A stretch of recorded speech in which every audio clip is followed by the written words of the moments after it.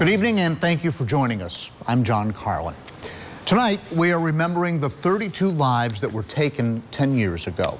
We remember the survivors and the first responders, and we reflect on the resilience of the Virginia Tech community.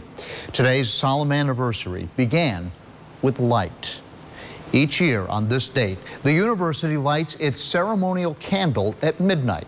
The candle was lit by 2 students as the Virginia Tech Corps of Cadets formed up around the memorial. Following the lighting, the names of the 32 victims were read out loud. Ross A. Alameddine. Rima Joseph Samaha. Caitlin Millar Hammerin. The Corps of Cadets then stood guard for 32 minutes. A statewide moment of silence was held following the annual wreath laying at the memorial.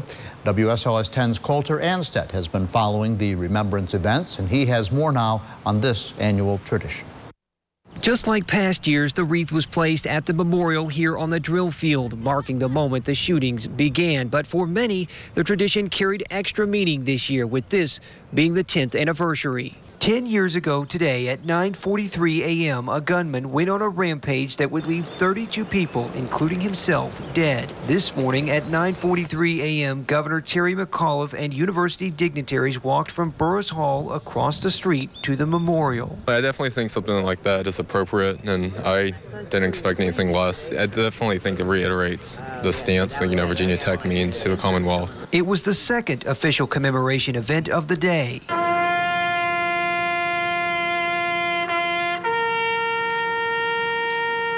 The first took place at midnight when hundreds gathered on the drill field to witness the lighting of the ceremonial candle at the memorial. And each year it's a little bit different, but the same. And I think overall it's just a fitting way to tribute. I think as a kid when it happened, I didn't feel like I had really that many connections to Blacksburg, but now that I'm here, it means a lot to see just how many people come out. 2 students walked from Burris Hall, lit the candle, and walked back, symbolizing the memories of those who died that will forever be with the university. Matthew Joseph Laporte. Jocelyn Couture Novak. The victims' names were read, taps was played, and the Corps of Cadets stood guard for 32 minutes while those in attendance watched in solemn silence. Even the flags were still. You don't want to have the stigma of it just being a tragedy, and this week has definitely been a week of celebration of life. The candle here at the memorial will be extinguished at 11:59 tonight. On the campus of Virginia Tech, Coulter Anstead, WSLS 10. As the Virginia Tech community reflects on the tragedy, the university's commemoration this afternoon highlighted the bond that still exists now a decade later. WSLS 10 has been bringing you team coverage of the anniversary all week. Our very own Rob Manch and Arisha Jones were at the ceremony today. Rob, let's start with you first. Tell us what happened. Well, Virginia Tech President Timothy Sands and Senator Tim Kaine both spoke to the families of the 32 men and women who were killed here at Virginia Tech 10 years ago, both of them saying that while a decade has passed, neither this school nor this community will ever forget them.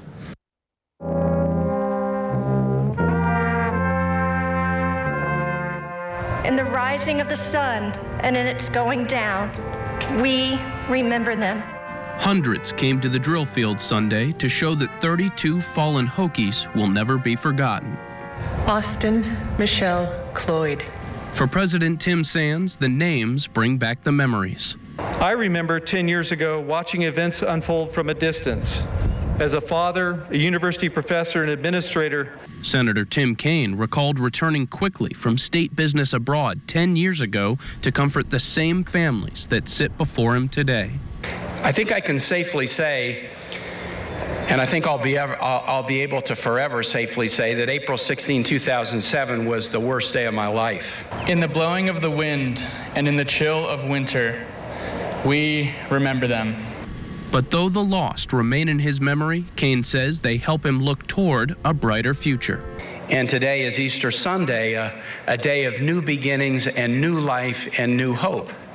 And to the families, the university extended one final pledge from Hokie Nation. We will always be here for you. We will always stand together as a community, and we will always remember.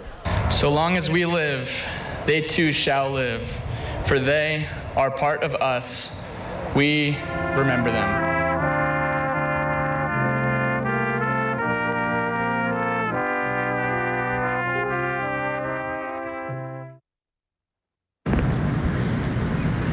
And coming up here in about an hour and a half, we're going to also be seeing a vigil here on the drill field to honor those 32 victims, where we'll be continuing our coverage of events here on campus tonight. Rob, if you would, before you go, tell us a little bit about what you observed with the families during this ceremony. It must be an incredibly emotional and difficult thing to relive.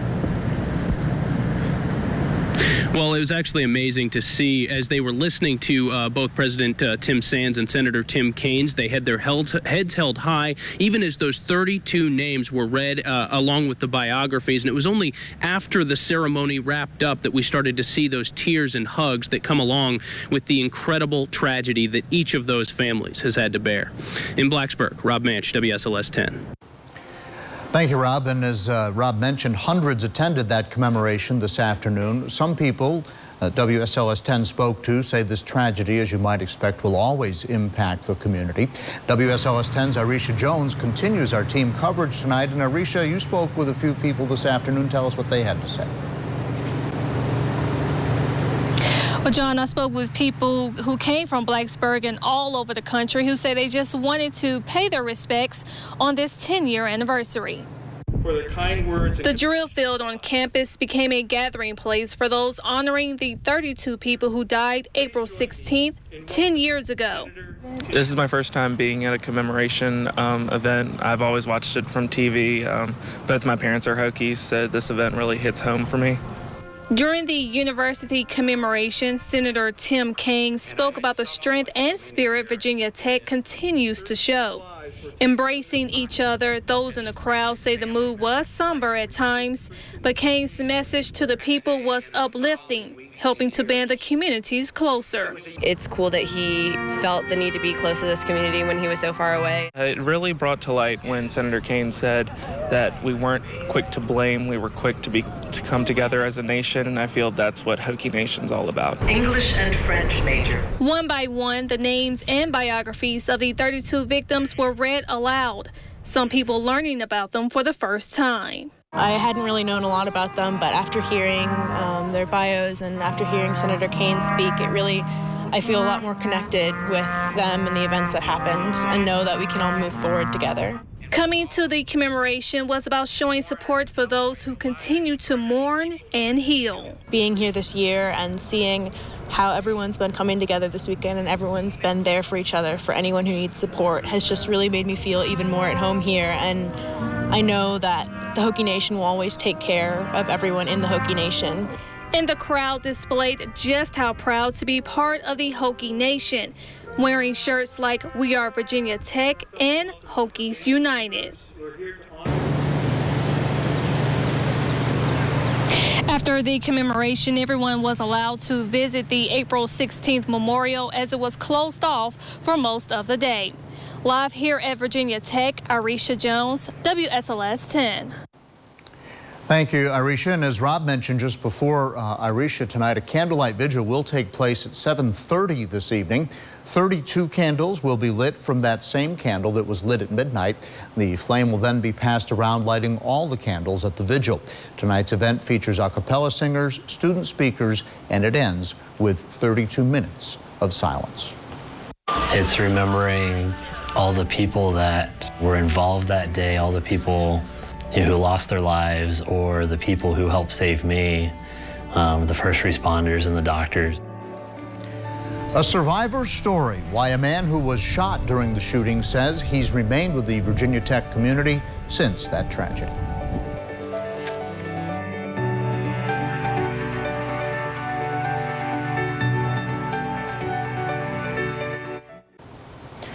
Thousands joined the Virginia Tech community this weekend to remember the April 16th tragedy. Among them, survivor Kevin Stern, who's remained a part of the community since that day. WSLS 10's Dawn Jeffries spoke to him earlier this week. Looking at the semicircle of Hokie stones, one for each life lost April 16th, Kevin Stern knows who he'll walk for in the Run for Remembrance Saturday. You have the thing that says, who do you run for? And for me, it's always been Michael Pole. The two sat next to each other in German class 10 years ago. It's the random, 5 minutes or whatnot that you have where you're both sitting there before class starts and like, hey, did you get this homework done? Just, yeah, that was tough. Kevin was shot twice on April 16th. Afterwards, there were a couple of people who were, getting up and walking around or kind of checking people out, and I wasn't able to do that, and then kind of realizing, where I had been shot and that I couldn't walk or anything like that. A photo of 4 police officers carrying him out of Norris Hall became an iconic image of the tragedy and appeared around the world. It certainly replays kind of that, 5 to 10 second stretch of being carried out of the building and down the grass there to the ambulance. So. Years later, the reminder remained. Anytime there was another mass shooting or any kind of reference to it, it was tied to my name. My name would say oh, this is Kevin Stern from the Virginia Tech, April 16th. Kevin doesn't talk about that day much, although his recovery and return to Virginia Tech, first to receive his diploma, again as a graduate student, and now to work as an engineer, speaks volumes. It was a very familiar place, and I couldn't imagine going somewhere else and starting out new, without any friends or that kind of thing. Being here, he says, helped him cope. It helped him heal, and perhaps helps him prepare for the 10th anniversary.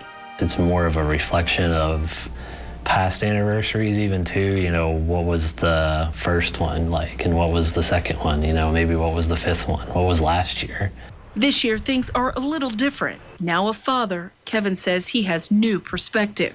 Puts it in the perspective of what if that was my son? What if that was?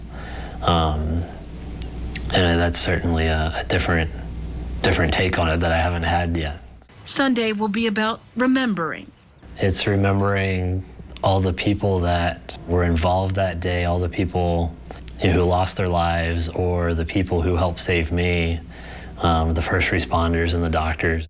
And the people, strangers even, in this community and across the world who offered support. And then even to the people that, wrote letters, elementary school kids, and stuff that made, up to, 87-year-old grandmas that wrote me a poem and mailed it, it's kind of remembering all that and just being thankful for those people. Including people like Michael Pole's family, who he only got to know out of tragedy. Especially now, meeting his family and knowing who he was and that he's no longer here. Don Jeffries with our story. Emergency responders in Blacksburg are also reflecting on that tragic day 10 years ago. Blacksburg Volunteer Rescue Squad EMTs and paramedics were some of the first on the scene, and among them was Sydney Gay. She was just 20 years old at the time and a sophomore EMT at Virginia Tech. She helped transport several of the injured to the hospital and set up a triage command center. Gay says a decade later, the healing process is still difficult, but she also believes that the experience has made her stronger. I know it made me more resolute in what I wanted to do. I actually began working at the same hospital that we transported all those patients to. Largely for that reason. Something in me just felt like I wanted to be here and be able to help if it were to happen again. Gay participated in the Run in Remembrance on Saturday morning. Well, a known rivalry takes a break this weekend. How the University of Virginia baseball team pays its respects to Virginia Tech.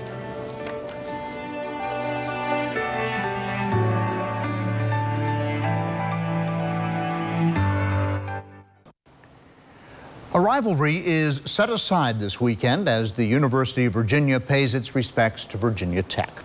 In a letter to President Sands, UVA President Teresa Sullivan says the school expresses its deepest empathy on the anniversary of the shootings. She says, quote, "The violence of that day does not and never will define the Virginia Tech community. What defines your community," she says, "is the dignified and resilient manner in which your students, faculty, staff, and alumni have responded to the tragedy in the days and the years that followed."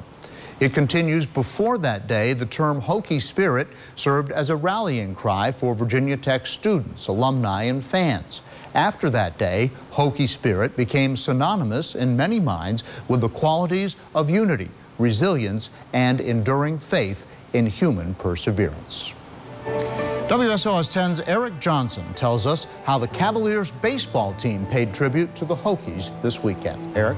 That's right, John. During their recent 3-game series, the UVA Cavaliers decided to pay tribute to the victims of April 16th by placing a special decal on the back of their helmets. And during the final game of the series on Saturday, both Virginia Tech and Virginia wore a special patch on their jerseys as the two schools stood united for the day. It was also First Responders Appreciation Day at English Field. A banner signed by all the participants in the 3.2-mile walk/run and boxed lunches were provided for the first responders. Virginia Tech head baseball coach Patrick Mason says what the Cavaliers did this weekend speaks to the character of their program. Coach O'Connor runs a first-class program, and the fact that he and his team were willing to wear the patch in honor of the 32 victims speaks worlds of him and their program. It's an important day here on campus. It always will be.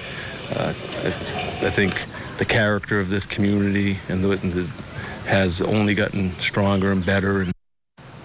Now, no doubt this was a huge showing of support and respect from UVA. You know, time and time again, John, we see how sports can kind of be a healing agent during tragedies, and obviously this was one that was not an exception. UVA's president talking about what Hokie Spirit used to mean and what it means now, but it's funny how it sort of transcends how we all sort of battle in sports, but then we battle life every day. That's right, and exactly what she said there, that spirit resonates even more so with a larger community and with more teams all across our nation. Eric Johnson, thank you very much. Yes, sir. Well, baseball teams on the professional level are also commemorating today's anniversary. A moment of silence was held before this afternoon's game between the Washington Nationals and the Philadelphia Phillies. And a moment of silence will also take place before tonight's game between the New York Yankees and the St. Louis Cardinals. As you might remember, the Yankees came to Blacksburg 11 months after the tragedy. The team, including superstars Derek Jeter and Alex Rodriguez, had an exhibition game with the Virginia Tech baseball team and then visited the April 16th memorial. A symbol of perseverance and strength, the university tradition that shows the resilience of the Virginia Tech community.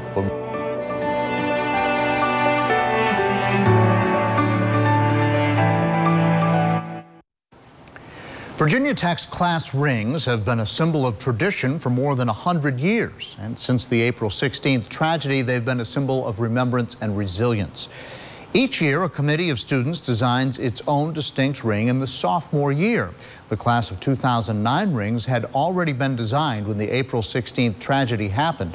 But the company behind the rings called to ask if students wanted to pay tribute, and they decided to make meaningful changes.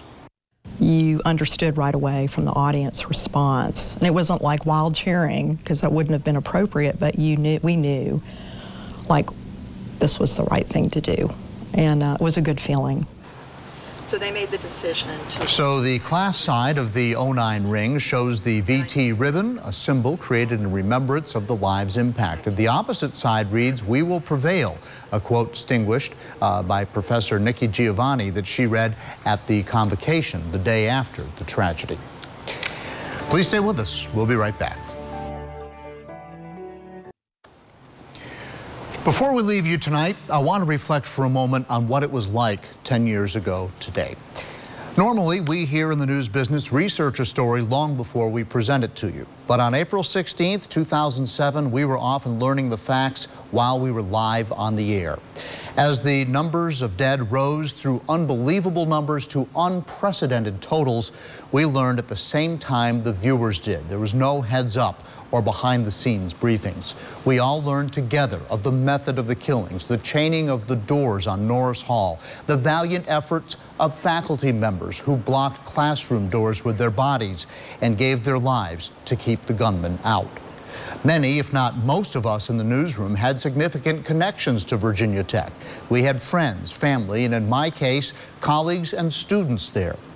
I don't mean to suggest that our job was as impossible as those who were on the scene, witness to the tragedy, and helpless to do anything, even as they saw cell phones ringing beside the bodies of students with caller IDs that said mom or dad. But we know that we, while independent journalists, felt that we were a part of you, suffering, wondering, and mourning beside you, unbelieving not only that it happened, but that it happened here. Now is the 10th anniversary of that day, and we as a community have moved on as best we can. The details and images of that day are no longer daily news, but they are never far from our minds. On behalf of the handful of us who are still at the station and the many others who have moved along their lives' journeys over the past 10 years, I wanted to let you know how difficult that day was here on this side of the camera. Let's hope and pray we never have to go through anything like that again. Thanks for joining us. We'll continue our coverage of the 10th anniversary tonight at 11.